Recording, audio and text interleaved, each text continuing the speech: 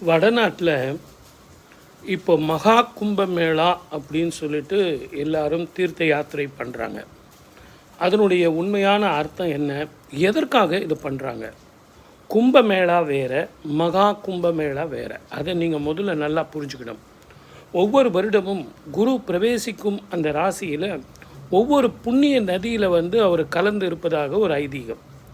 அந்த தீர்த்தத்தில் போய் குளிக்கணும் அப்படிங்கிறது ஜோதிட ரீதியான ரகசியம். ஆனால் இந்த மகா கும்பமேளா அப்படிங்கிறது 12 வருடங்களுக்கு ஒரு முறை தான் வரும்.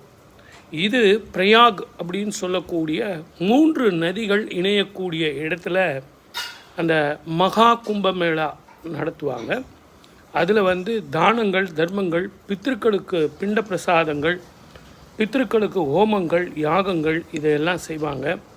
பித்திருக்கள் 14 ஜென்மத்தில் 14 லோகத்தில் நமக்கு எப்படிப்பட்ட பித்ரு தோஷங்கள் இருந்தாலும், அகால மரணங்கள், நோயினால் மரணங்கள், சில ஈடேறாத அபிலாஷைகளால் உறவுகள் மரித்து போகிறது, இப்படிப்பட்டவர்களுக்கு மனசாந்தியும், குடும்பத்தில் அதனால் திருமண வாழ்க்கை, குழந்தைகளுக்கு உடல் ஆரோக்கியம் குன்றி குழந்தை பிறக்கிறது, ஹைப்பர் ஆக்டிவாக குழந்தைங்க இருக்கிறது, மனோநிலை பாதிக்கப்பட்ட குழந்தைகள் பிறக்கிறது, அப்படின்னு நமக்கு எவ்வளவோ பிரச்சனைகள் இருந்தாலும் இந்த மகா கும்பமேளாவில் நம்ம கலந்துக்கிட்டு, ஏன்னா 12 வருஷத்துக்கு ஒரு முறை தான்.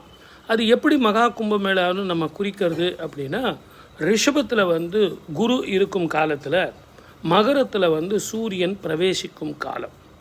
சூரியன் தன்னுடைய மகன் வீடான சனீஸ்வரர் வீடான மகர ராசிக்கு பிரவேசிக்கும் இந்த காலத்தில் சூரியனுக்கும் குருவுக்கும் பார்வைகள் ஏற்படுறதுனால மகா கும்பமேளா அப்படின்னு சொல்லிட்டு அந்த விழாவில் நம்ம போயிட்டு அந்த தானங்களும் தர்மங்களும் பித்திருக்களுக்கு தர்ப்பணங்களும் பிண்ட பிரசாதங்களும் செய்யும்போது நம்ம பூர்வ ஜென்ம கர்மங்கள் தொலையுது.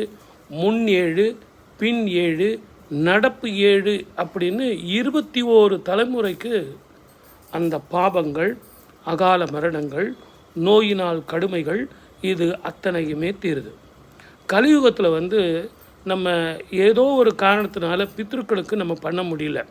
அப்படிப்பட்ட இந்த காலகட்டத்தில், சார் நான் பிரயாகு போயிட்டு வர்ற அளவுக்கு என்கிட்ட பண வசதி இல்லை அப்படின்னு நீங்கள் நினச்சிங்கன்னா, அவங்க 3 முறை குளியல் ஏற்படுத்துவாங்க.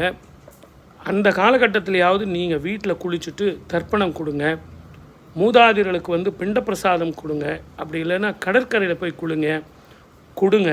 இதெல்லாம் செய்யும்போது திருப்தி